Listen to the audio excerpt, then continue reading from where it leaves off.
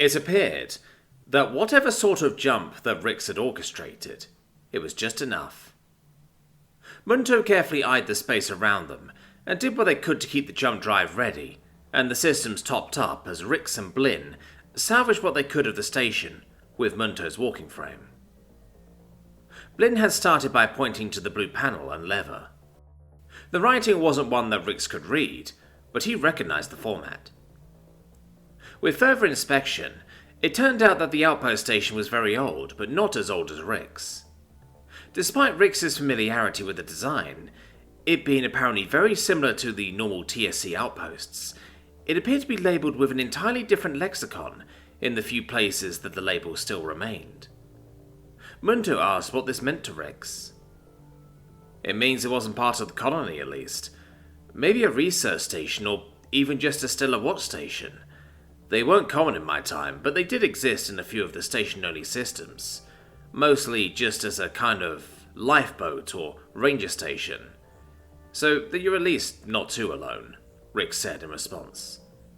But why are these markings blue? Munto finally asked. Rix blinked at the walking frame, as though it were ridiculously obvious. What? What if that's the emergency colour? It makes sense in a way, Rix said, eyes slightly glazed as he stared intently at the panel. What do you mean? Blinn asked. There's a kind of genetic problem some Terrans have. Problems with mixing two parts of the spectrum. Sometimes it's worse and it's full-blown colourblind. I don't know if Quinn have anything similar where they maybe mix up two parts of what you can see. Rix looked at Blinn. Blinn looked thoughtful for a moment. I know I've heard of chicks who require treatment while very young to prevent certain maladies from impacting their development and live as adults, but nothing in particular to that, she replied. Well, in my time it wasn't fixable. Green-red colourblindness was actually very common on certain worlds, not something they were particularly proud of, but you have to learn to work around such things, and since not everyone comes from prime or colony worlds with proper education structures, you fall back to the basics. You mean that this was perhaps a means of correcting for green-red colourblindness? Munto prompted. It did make sense. At the same time, however, it made Munto question how and why it had been introduced to Tassets, and why their sense of spectrum had been tweaked to have issues with the colours in question. Maybe, just a guess. None of the ships I was ever on had anything like that, so it's a guess as much as anything. It'd fit, though. Rix shrugged, the suit moving up and down. The station itself held very little in the way of secrets otherwise. The trinary computing systems were hardwired into the station, but were of bare-bones functionality, even to Munto.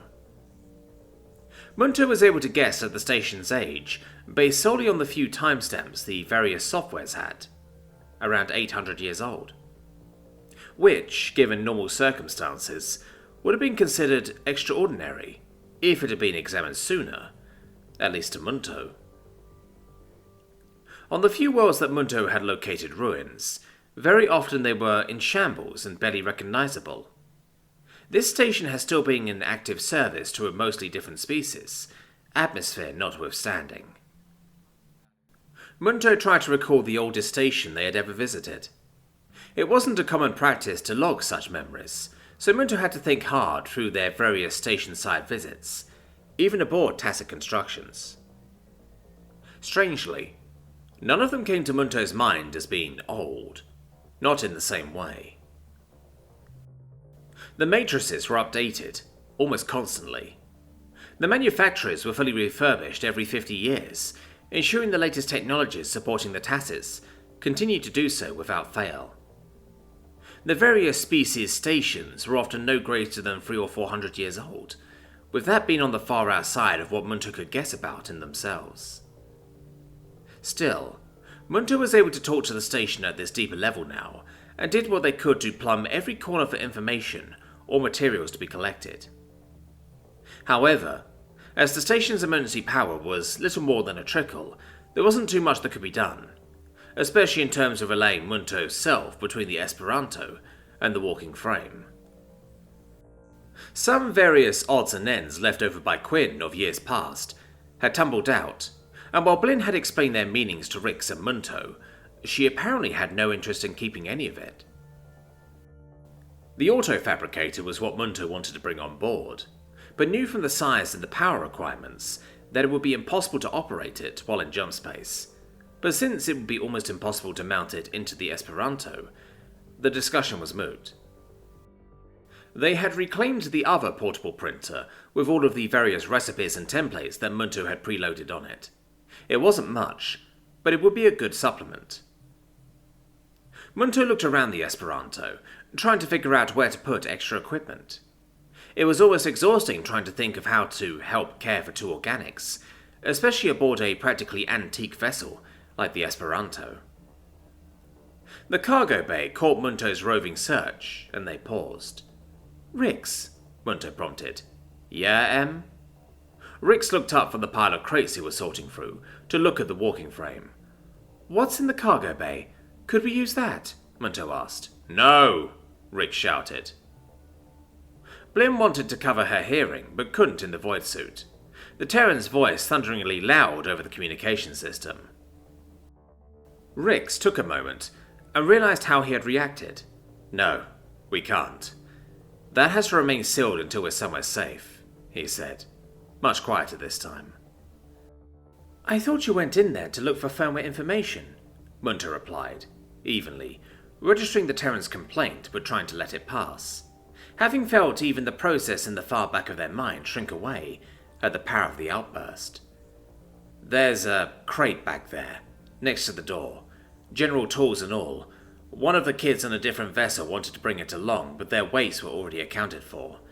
I was strictly cargo, so a little extra didn't matter too much to recalculate," Rix said.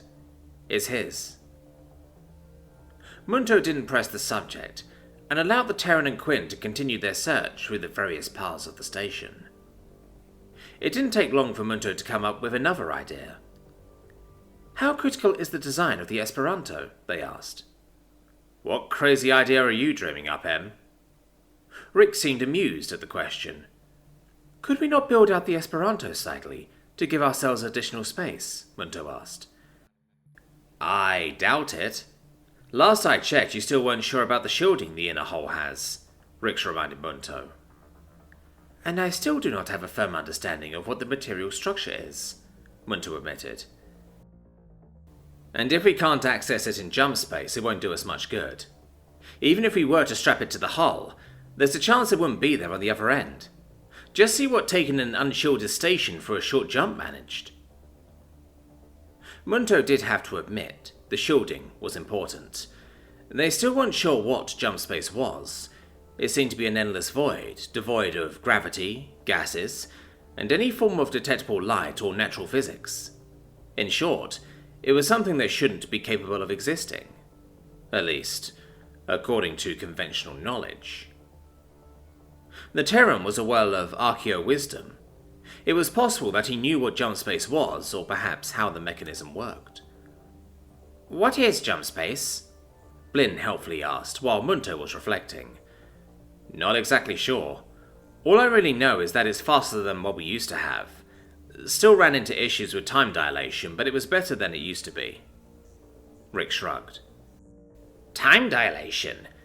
Is that common in FTL travel?" Blinn had never travelled more than a few minutes at FTL speeds, so it was news to her in either case.